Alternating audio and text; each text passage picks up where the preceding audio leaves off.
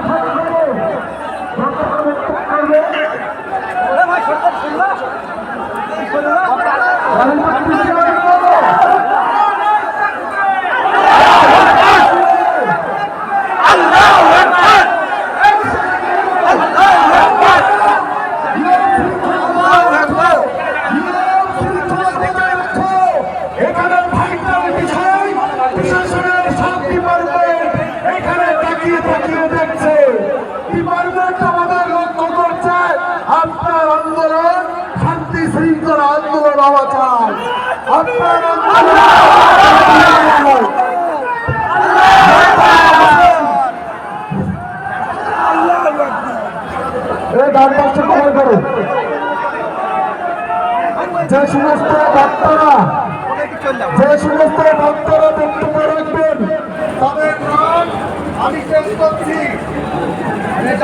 মাওলানা আবুল কালাম সাহেব গোপালনগর, মাওলানা আরিফ রেজা সাহেব বারাসাত থেকে এসেছেন, জেলা জমিয়ত উলামায়ে হিন্দের সম্পাদক মাননীয় সুধাংশু বিশ্বাস শিক্ষক এবং আতাউর রহমান কাসিমি এবং মাওলানা ইব্রাহিম সাহেব, ইনারা সংক্ষিপ্ত কিছু বক্তব্য রাখবেন।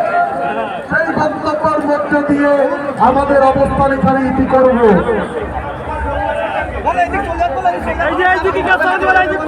ডান সাইডটা কভার করুন।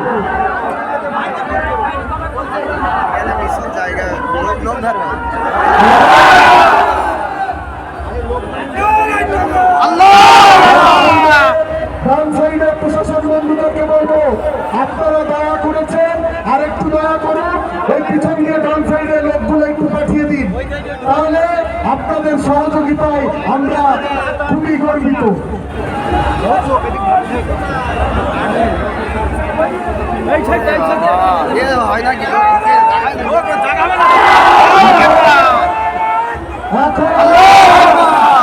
বক্তব্য রাখবেন সাইড থেকে স্লোগান যদি দেন তাহলে কিন্তু বিশৃঙ্খলা সৃষ্টি হবে।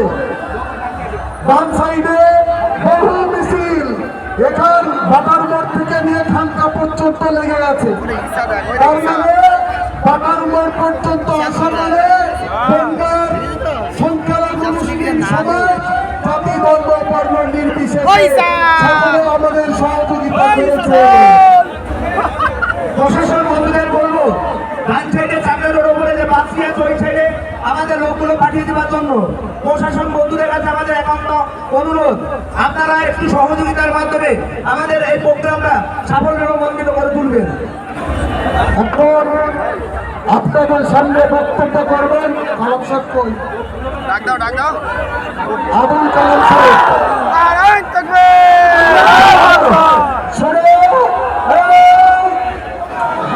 এই যে তকবীরগুলো দিলে কিন্তু বিশৃঙ্খল তৈরি হবে।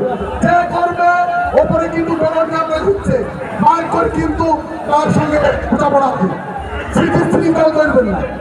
বলছি বাবা শোনেন, ধরে না গিয়ে এইখানে এসেই যাচ্ছে যে সমস্ত লোক দিতে হবে পতাকাগুলো আছে, এক নম্বর সংগঠনের পতাকা ঝুলছে সাইডে, সেই পতাকায় যেন কেউ হাত দেবেন না, সেই পতাকা অবমাননা করবেন না। আমরা কাউকে অসম্মান করতে শিখে দিই, আমরা সম্মান আমরা হিন্দু হিন্দু ভাই ভাই বলতে শিখিনি, মুসলিম মুসলিম ভাই ভাই বলতে শিখিনি, আমরা হিন্দু মুসলিম শিখ ইসাই ভাই ভাই বলতে শিখেছি।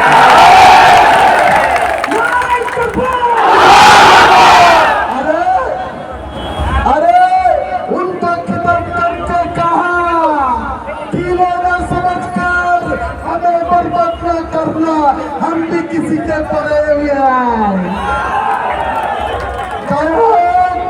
এখন বক্তব্য রাখবেন আবুল কালাম সাহেব। আসসালামু আলাইকুম। আপনারা প্রত্যেকেই জানেন, বিশেষ করে দরাবঙ্গা শহরে বাস করেন বনগাঁ পৌরসভা এরিয়ায় যারা থাকেন তারা জানেন সকাল 9টায় আমাদের একটা ঘড়ি আছে, এই ঘড়ির ঘন্টাটা সকাল 9টায় সারা বনগাঁবাসী তার আওয়াজ শুনতে পাই। আমরা এই বনগাঁ নীল দর্পণ থেকে আওয়াজ দেব, যে আওয়াজ